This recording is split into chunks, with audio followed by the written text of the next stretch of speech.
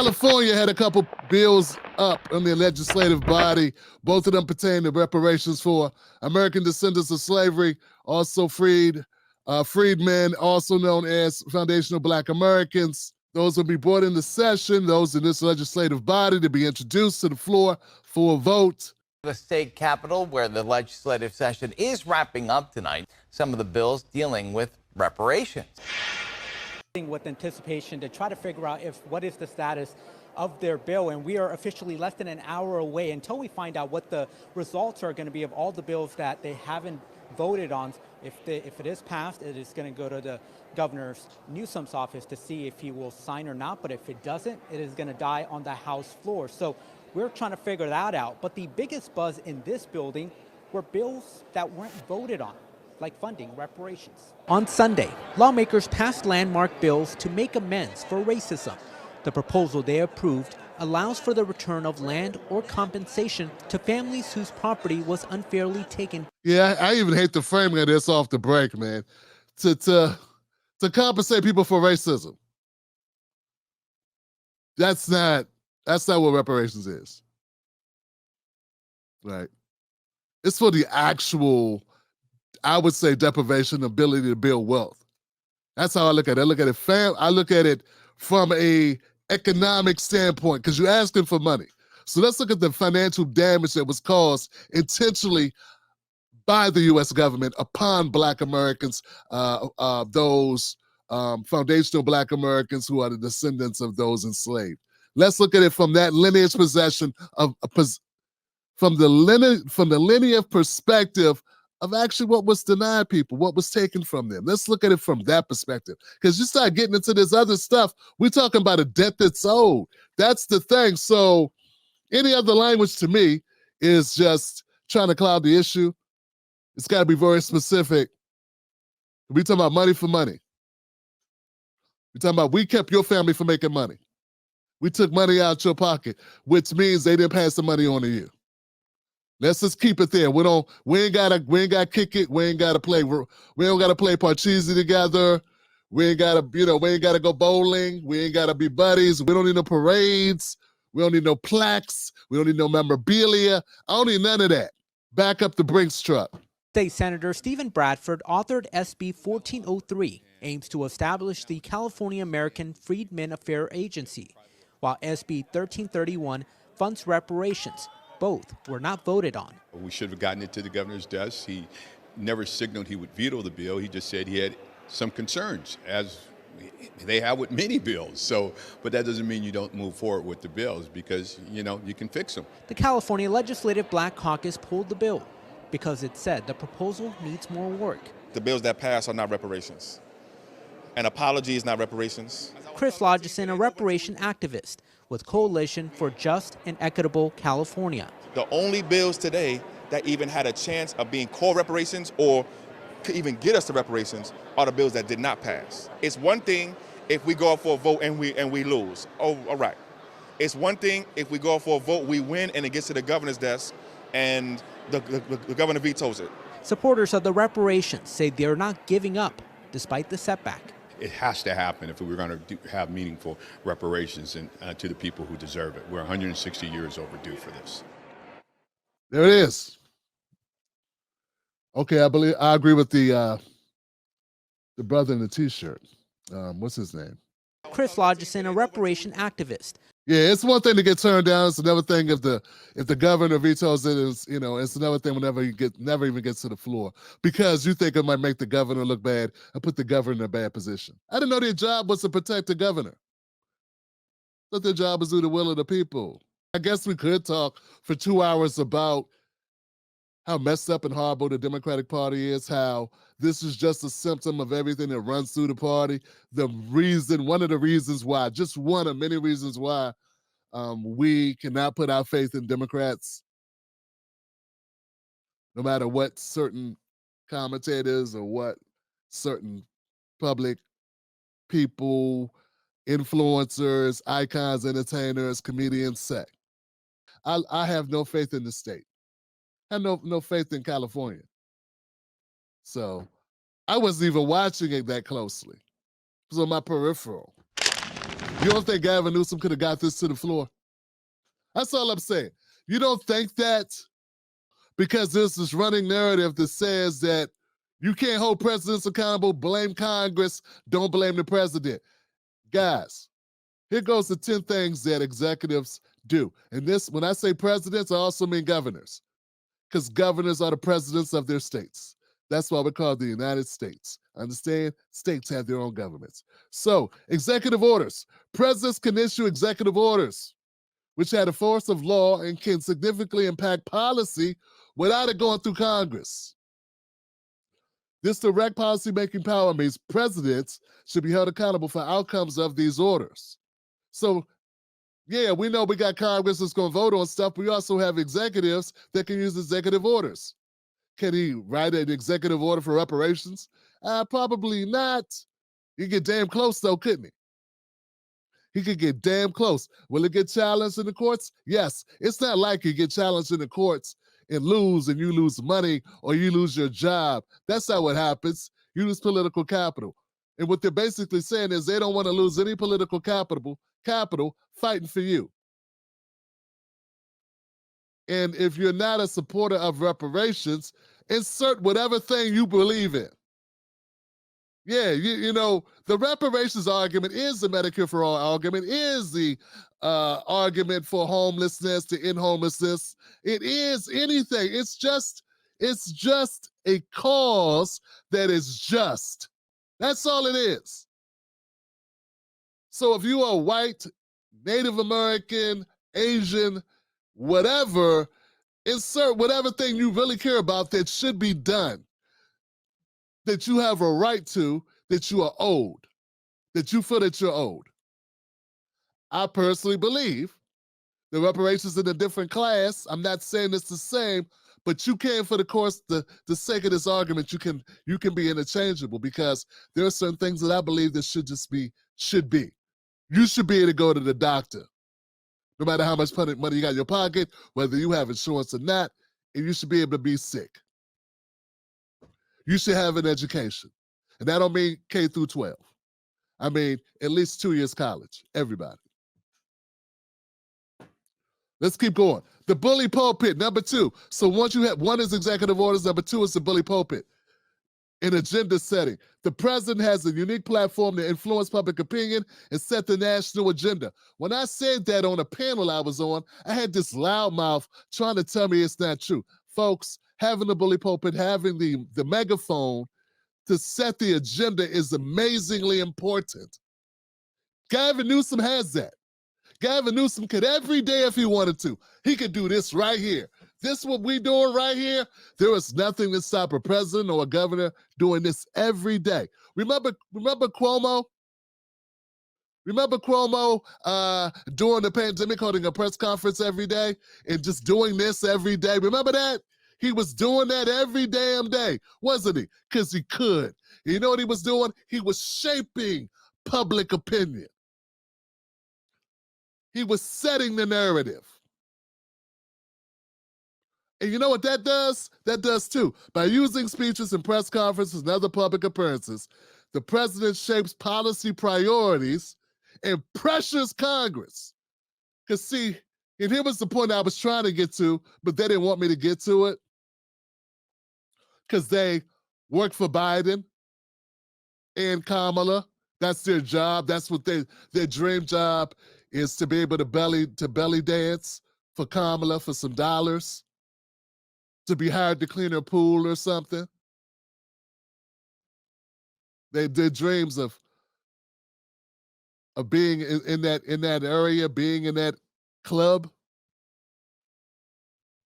If you got a governor or if you have a president that's riding on these issues hard, what they can do is they can call out these congressmen by name and make their reelection almost impossible. Make their donors dry up like raisins in the sun. So all this talk about how, yeah, we got congressmen, they pass the bills, yeah. But if the president want to take a little bit of extra attention to your ass, they can. There was no law against Biden dragging Manchin every day, all day, Forget a filibuster. You got this. This is your filibuster. So don't give these people, do not give them an exit plan. Do not give them leeway. Do not give them excuses.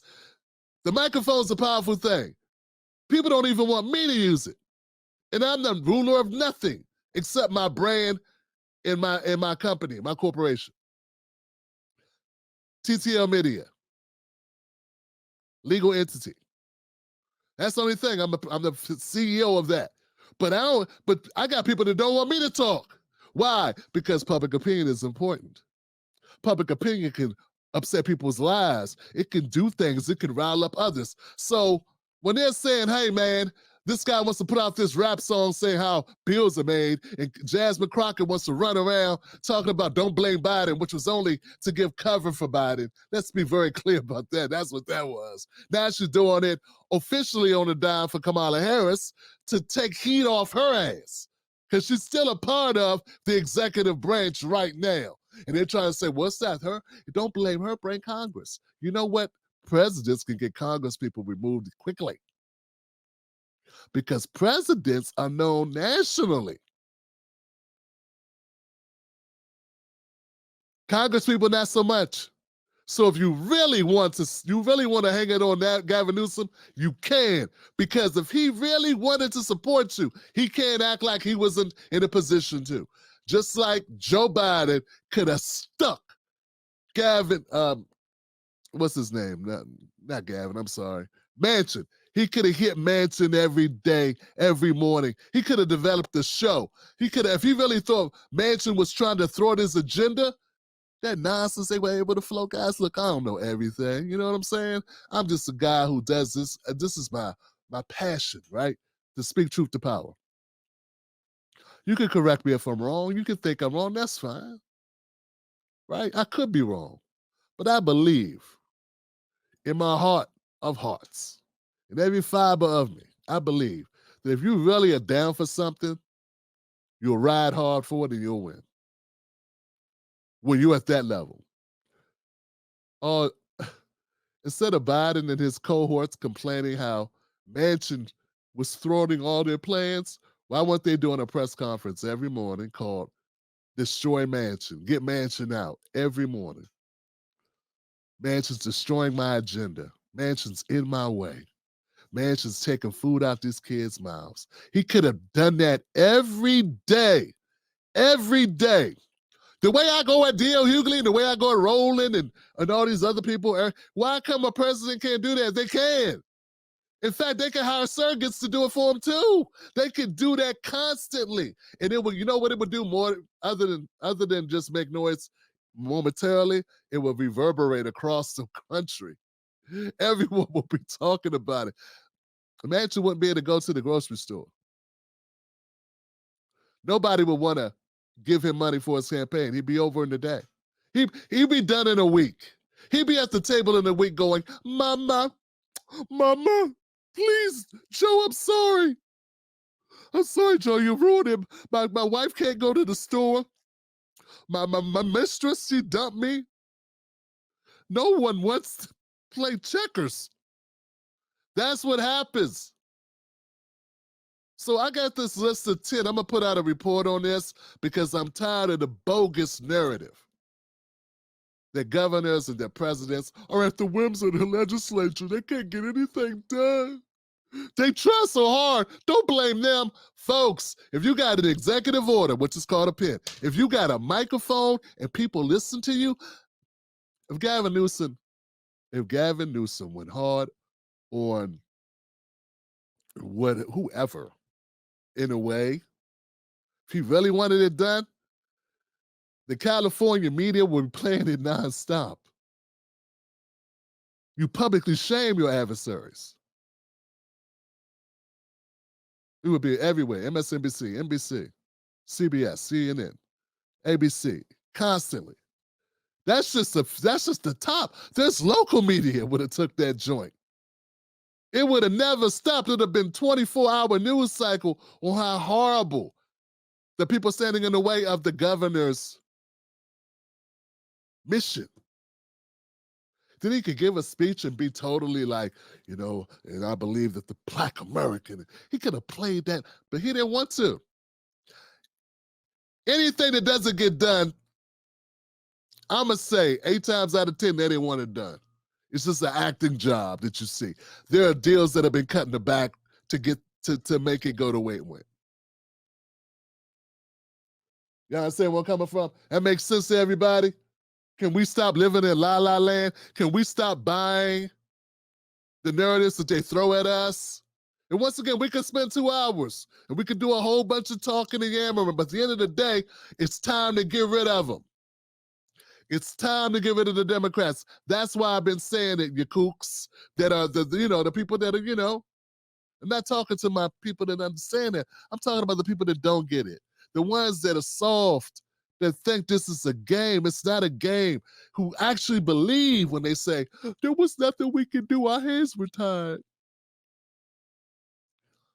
Yo, the president of the United States, most powerful person in the world.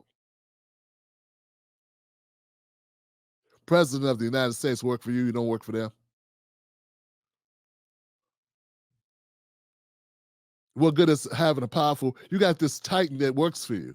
Supposedly, why would you not want to control it? It's supposed to be a robot that we control with levers, right?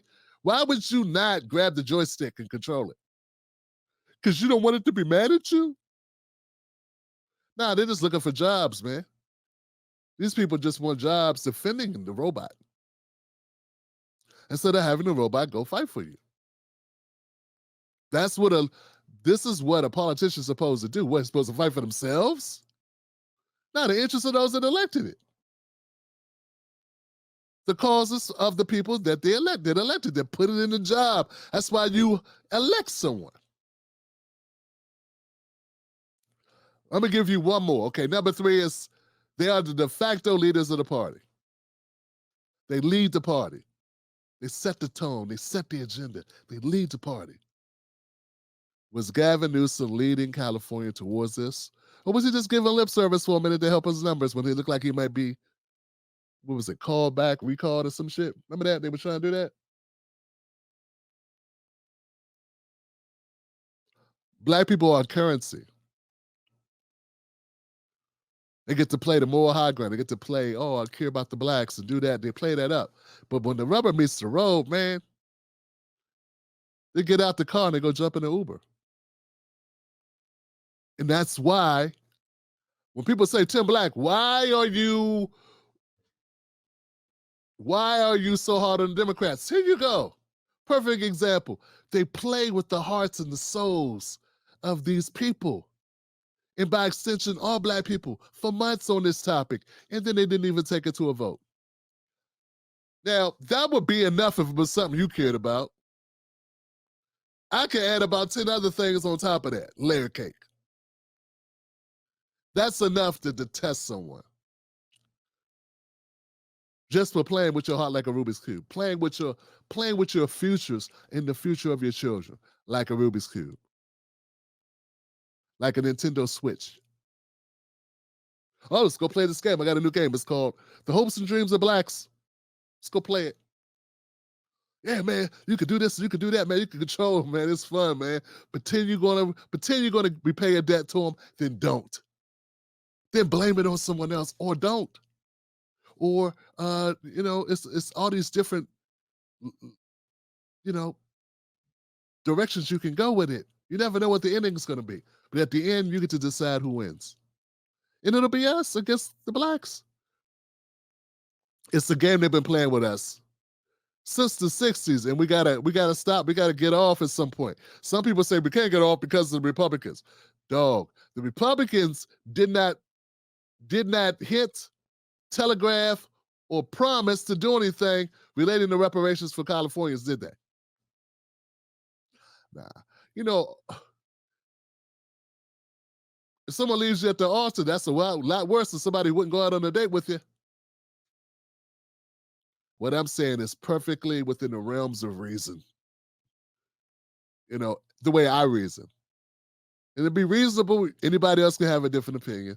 I'm not saying I got it all figured out, but I definitely have my own way of thinking, and to me, it makes sense. It makes sense to you? It makes sense? All right, guys, let's move on.